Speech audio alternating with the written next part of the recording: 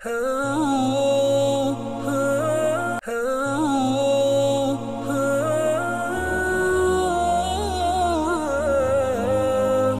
அலைக்கும் வரஹ்மத்துல்லாஹி வபரகாத்துஹு. அன்பார்ந்த பிரேட்டவினியர்களே, நமது வாராந்த மனாபில் இஸ்லாம் ஹுத்பா மொழிபெயர்ப்பு நிகழ்ச்சியுடன் உங்களை சந்திப்பதில் பெருமகிழ்ச்சி அடைகிறேன். அல்லாஹ்வின் கிருபையினால் 187வது வாரத்தில் உங்களை சந்திக்கிறேன். வளமை பெறும் முதலாவது மஸ்ஜித் ஹராம் மக்கா முக்கர்ரமாவுடைய ஹுத்பா. இந்த ஹுத்பா ஷேக் உசாமா ஹையாத் ஹஃபிதுல்லாஹ் எடுத்திருந்தார்கள். இந்த ஹுத்பாவுடைய தலைப்பு மன நிம்மதி, உல அமைதி, மனம் மகிழ்ச்சியாக இருப்பதற்கான காரணிகள், மனதை சந்தோஷமாக வைத்துக் கொள்வதற்கு உஷாத்துணையான காரணிகள். ஹம்து சொலவா தக்குவாவுடைய வசதிக்கு பின்னால் தக்குவாவுடைய வாய்த்தவினர்கள் இமான்தார்கள் அல்லாஹ்வை பயந்து கொள்ளுங்கள். அவனிடத்திலே நீங்கள் உதவி தேடுங்கள். அவனுடைய வழியை நீங்கள் போராடுங்கள், தியாகம் செய்யுங்கள், நீங்கள் ஜெயம் பெறலாம்.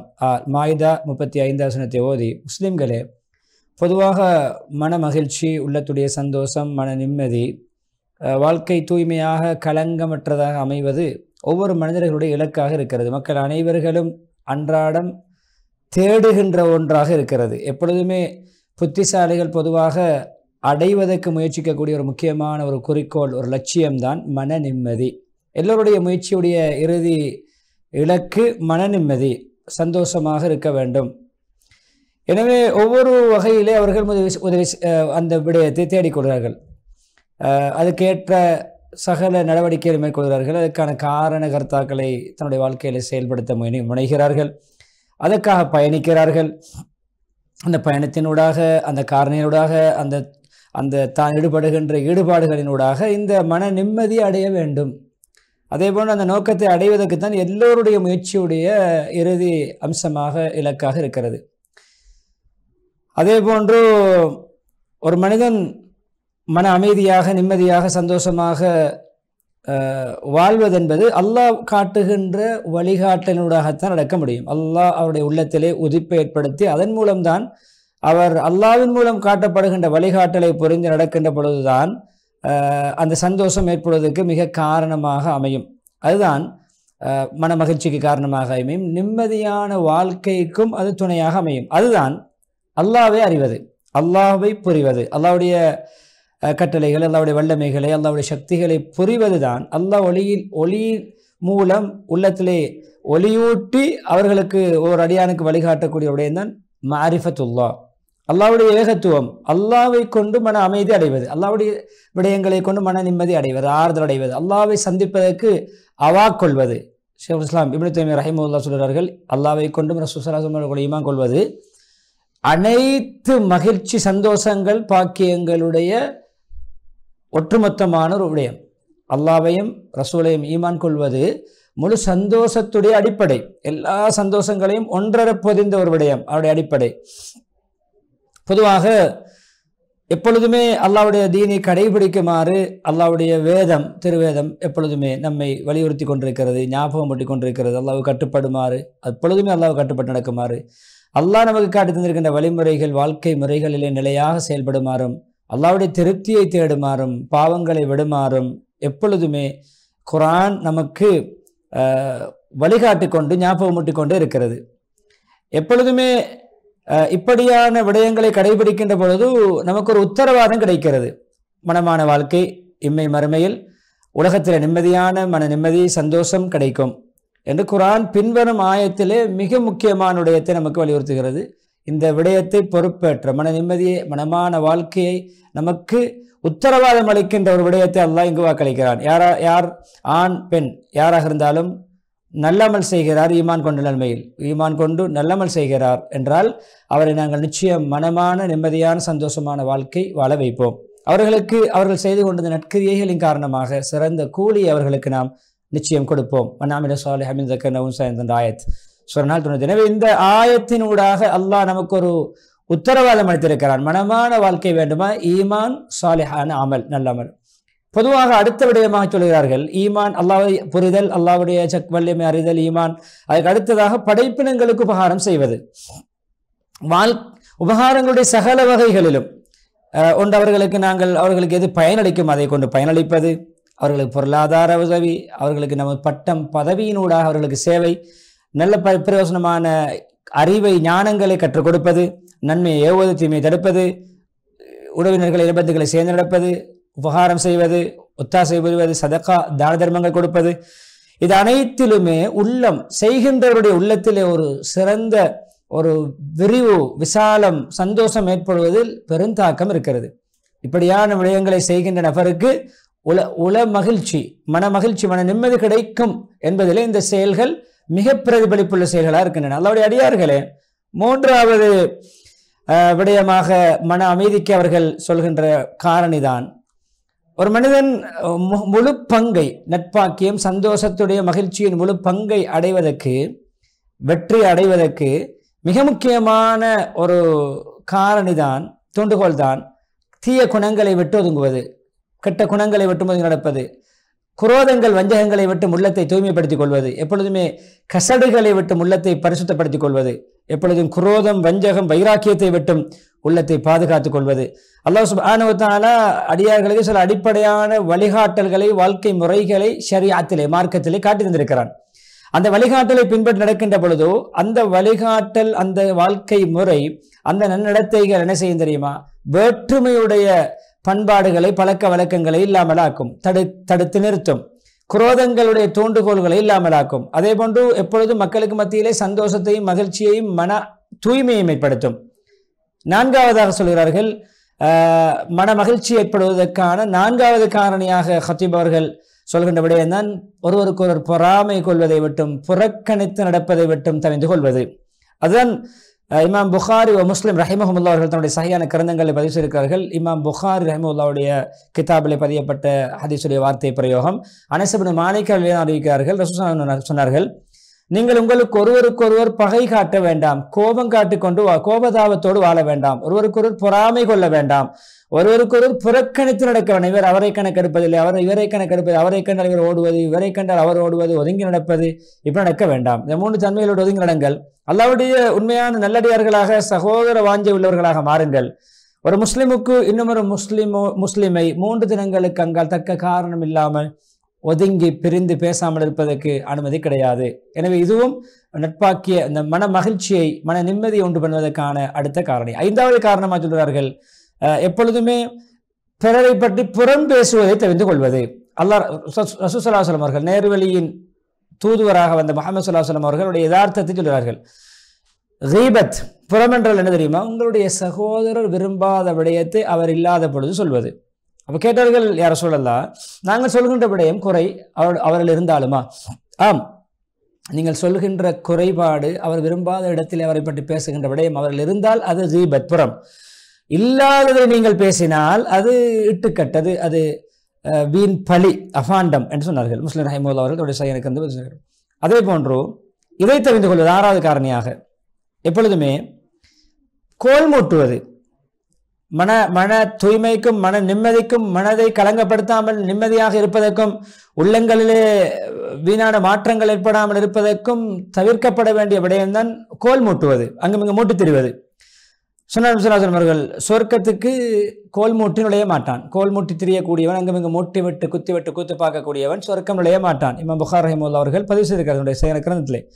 எப்பொழுதுமே இவர்களிடமிருந்து அவர்களிடம் இவர்களை பற்றி மாறி மாறி அங்குமிங்கு மூட்டி திரிகின்றவன் தான் நம்மாம், அவன் சொர்க்கம் நுழைய மாட்டான். மக்கள் மத்தியில் குழப்பம், ஒற்றுமைப்படுத்துவது, நலவு செய்வது அப்படி அல்ல. இவர்களை பற்றி அங்கு போய் நலவு சொல்வது, அவர்களை பற்றி இங்கு நலவு சொல்வது, ஒற்றுமைப்படுத்துவது, நலவு நடப்பதற்கு அது அல்ல. மூட்டு விட்டு குழப்பம் ஏற்படுத்துவதற்கு, 2 சாராருக்கு மத்தியில் பிரச்சனை ஏற்படுத்துவதற்கு, அப்படியான விடயங்கள், பாசத்தை, நேசத்தை இல்லாமலாக்குவதற்கு மூட்டு திரிகின்றவன் சொர்க்கம் போக மாட்டான். எனவே நபி ஸல்லல்லாஹு அலைஹி வஸல்லம் அவர்கள் அதனால் தான் தடுத்திருக்கிறார்கள். எப்பொழுதுமே நபியவர்கள் கூட முழு உம்மத்துக்கும் வழிகாட்ட வந்த குர்ஆன் இறங்குகின்ற வஹி இறங்குகின்ற நபியவர்கள் சொன்னார்கள், உங்களில் யாரும் என்னுடைய தோழர்களை பற்றி எந்த குறைகளையும் என்னிடம் எத்தி வைக்க வேண்டாம், யாரை பற்றியும் யாரும் தனிப்பட்ட முறையிலே குறை பேச வேண்டாம். சில விடயங்கள் படிப்பினைக்காக பாவங்கள், தண்டனைகள், குற்றங்கள் விடயங்கள் பேசப்படும். ஏன்னா தனிப்பட்ட அவருடைய மான மரியாதை சம்பந்தப்பட்ட பிரச்சனைகள், குறைபாடுகள் என்னிடம் வந்து எத்தி வைக்க வேண்டாம், என்னிடம் அந்த தகவல்களை பரிமாறிக்கொள்ள வேண்டாம், என்னோடு பகிர்ந்து கொள்ள வேண்டாம். ஏன் தெரியுமா? உங்கள் அனைவரோடும் உல தூய்மை உள்ளவனாக, எல்லோரை பற்றி நல்லெண்ணம் உள்ளவனாக ஒவ்வொருவரையும் நான் சந்திக்க, ஒவ்வொருடைய முகத்திலும் முழிக்க நான் ஆசைப்படுகிறேன். அபூதாவுத் ரஹிமஹுல்லாஹ் அவர்கள் தன்னுடைய கிதாபிலே பதிவு செய்த கிரந்தத்திலே பதிவு செய்த ஹதீஸ். இந்த 6 விடயங்கள், முக்கியமாக பல விடயங்கள் இருந்தாலும் ஹத்தீப் அவர்கள் தேர்ந்தெடுத்து இந்த 6 கெட்ட பண்பாடுகளை, முதலாவது நல்ல விடயம் ஈமான், தக்வா, அல்லாஹ்வை பற்றிய புரிதல், அல்லாஹ்வுடைய வல்லமை. இது முதலாவது விடயம். இது ஒரு நேர்மறையான விடயம். ஆனால் ஏனைய அனைத்துமே எதிர்மறையான விடயங்கள். அந்த 5 எதிர்மறையான விடயங்கள், ஒன்று நேர்மறையான விடயங்கள். எடுத்து நடக்க வேண்டிய விடயம், தவிர்க்க வேண்டிய 5 விடயங்களை சொன்னார்கள். உல பரிசுத்தத்துக்கும் மன நிம்மதிக்கும், அந்த பீஸ் ஆஃப் மைண்ட் என்று சொல்வார்கள், நம்முடைய உள்ளம், எண்ணம், மனம், ஆத்மா சாந்தியாக இருப்பதற்கு தூண்டக்கூடிய காரணிகள். தவிர்க்க வேண்டிய 5 விடயம், எடுக்க வேண்டிய ஒரு விடயம். எனவே அந்த விடயங்களை சொல்ல அந்த ஹதீஸோடு ஹுத்பாவை எப்பொழுதும் உள்ளத்தை தூய்மைப்படுத்தும் விஷயங்கள், அதை நீங்கள் குரோதங்கள் வஞ்சகங்களை கொண்டு கலங்கப்படுத்தி விட வேண்டாம் என்று சொல்லி அந்த வேண்டியோடு இஸ்திக்பார் செய்து தூண்டி துஆ பிரார்த்தனையோடு முதலாவது ஹுத்பா எடுத்துட்டு ஹுத்பா ஹம்து ஸலாத் தக்வா வசத்துக்கு பின்னால் அடியார்களே 7வது விடயமாகிறார்கள். பொதுவாக உள்ளத்தை நிம்மதியாக மன மகிழ்ச்சியோடு, மனசாந்தியோடு, மன அமைதியோடு வாழ்வதற்கு தூண்டக்கூடிய, மன மகிழ்ச்சியை உறுதி செய்யக்கூடிய காரணிகளில் அதை எப்பொழுதுமே நாங்கள் ஒரு மனிதன்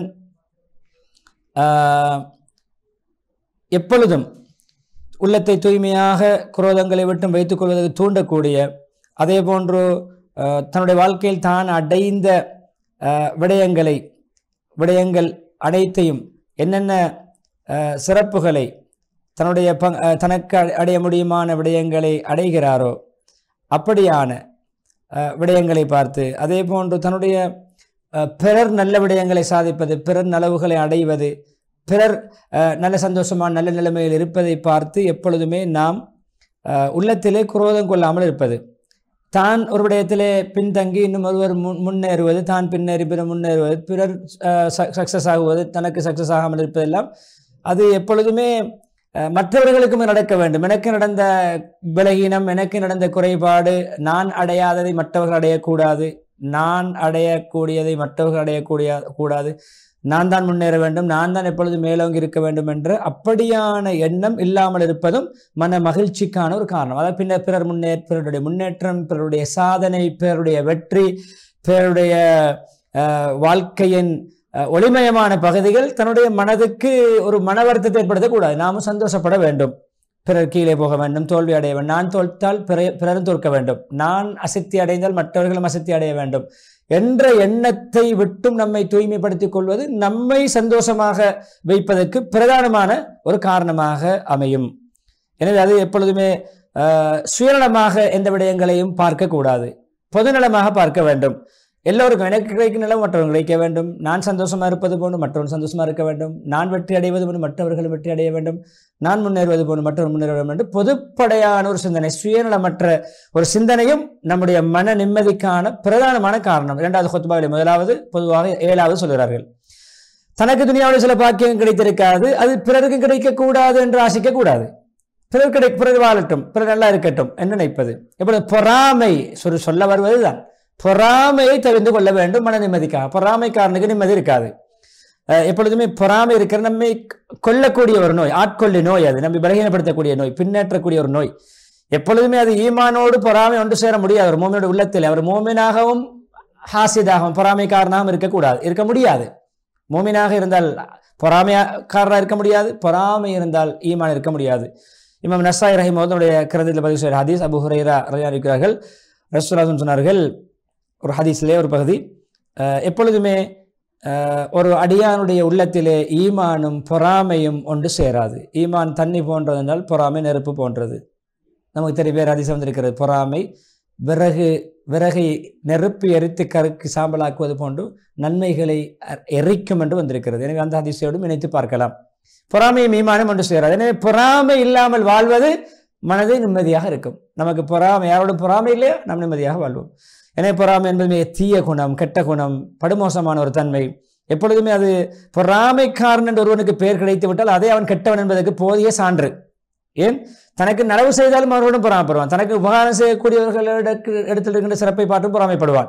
எல்லா நிலைமையிலும் அவர்களை விட தான் உயர்ந்திருக்க வேண்டும், தான் மேன்மைப்பட வேண்டும், தான் முன்னேற வேண்டும் என்று தான் தன்னை பற்றி யோசிப்பான். மற்றவர்கள் முன்னேற்றம் அடைவது அவனுக்கு பிடிக்காது, மற்றவர்கள் நல்லா இருப்பது அவனுக்கு வயிற்றெரிச்சலாக இருக்கும். எப்பொழுதுமே கவலையில் தான் இருப்பான். மற்றவர்கள் நல்ல நிலைமையில் இருப்பதை பார்த்து இவனுக்கு டென்ஷன் ஆகும். அவன் அதிலே அப்படியே ஒரு நிரந்தரமான துக்கத்திலே வாழ்வான், சோர்விலே வாழ்வான். எப்பொழுதுமே மற்றவர்கள் சந்தோஷத்தை அடையவே கூடாது, மகிழ்ச்சி அடையவே கூடாது, நல்லா இருக்கவே கூடாது. அவர் எப்பொழுதும் அவர்களுக்கு நல்ல நிம்மதியான வாழ்க்கை அமையக்கூடாது, எந்த நிலைமையும் அவர்களுக்கு சக்சஸ் ஆகக்கூடாது, மன நிம்மதியோடு அவர்கள் வாழக்கூடாது என்ற ஒரு எண்ணத்திலேயே வாழ்ந்து சாகுவான். அவன் தான் பொறாமைக்காரன். அல்லாஹ்வுடைய அடியார்களே, எப்பொழுதும் நீங்கள் உள்ளத்தை சந்தோஷப்படுத்துவதற்கு, மகிழ்ச்சியாக வைப்பதற்கு ஒன்றை எட்டாவதாக ஒரு முக்கியமான சகல விடயங்கள் எங்களுடைய ஒன்றாக சொல்கிறார், அல்லாஹ் பக்கம் முன்னோக்குவது, அல்லாஹ்வுடைய தொடர்பை ஏற்படுத்திக் கொள்வது. எனவே அல்லாஹ்வோடு தொடர்பாக இருக்கும் பொழுது ஒரு மனிதனுக்கு துக்கம், சஞ்சலம், கவலை கிடையாது. யாரோடு அல்லாஹ் இருப்பானோ, அல்லாஹ்வுடைய உதவி இருக்குமோ அவருக்கு எங்கே துக்கமும் சஞ்சலமும். எனவே கவலையும் துக்கமும் சஞ்சலமும் டென்ஷனும் ஸ்ட்ரெஸ்ஸும் யாருக்கென்றால் அல்லாஹ்விடம் புறக்கணித்தவர்களுக்கு தான் என்று தன்னை நம்பி, தன்னை அல்லாஹ்வுடைய உதவி, அல்லாஹ்வுடைய வழிகாட்டல், அல்லாஹ்வுடைய அனுகூலங்களை விட எப்பொழுதுமே தன் மீது நம்பிக்கை வைத்து என்னால் முடியும், எனக்கேலும் என்ற ஒரு தன்னம்பிக்கை சொல்லவில்லை, ஒரு செல்ஃப் கான்பிடன்ஸ் அல்ல, தன் மீது எல்லா விடயங்களையும் பொறுப்பு சாட்டிக் கொண்டு என்னால் முடியும், அல்லாஹ்வுடைய உதவி எனக்கு தேவையில்லை என்ற ஒரு போக்கில், இது மனோயிச்சைப்படி வாழக்கூடியவனுக்கு எப்பொழுதும் கவலையும் தான், துக்கமும் சஞ்சலமும் தான், அவனுக்கு நிம்மதி இருக்காது. எனவே 8 விடயங்களை பேசினார்கள். ஒன்று அல்லாஹ்வை அறிவது, அல்லாஹ்வை புரிவது, அல்லாஹ்வுடைய சக்தியை புரிவது, அது எடுத்து நடக்க வேண்டிய விடயம். மற்ற 7 தவிர்க்கப்பட வேண்டிய தீய குணங்கள், மன நிம்மதிக்கு என்று சொல்லி ஸலவாத் சொல்கின்ற ஆயத்தை ஓதி நீண்ட துஆ பிரார்த்தனையோடு நபி ஸல்லல்லாஹு அலைஹி வஸல்லம் ஸலவாத் சொல்லி தன்னுடைய குத்துபாவுக்கு முற்றுப்புள்ளி வைக்கிறார்கள். விளம்பர இடைவேளை தொடர்ந்து மதீனா முனவரோட குத்துபாவை இன்ஷா அல்லாஹ் நாம் பார்க்கலாம்.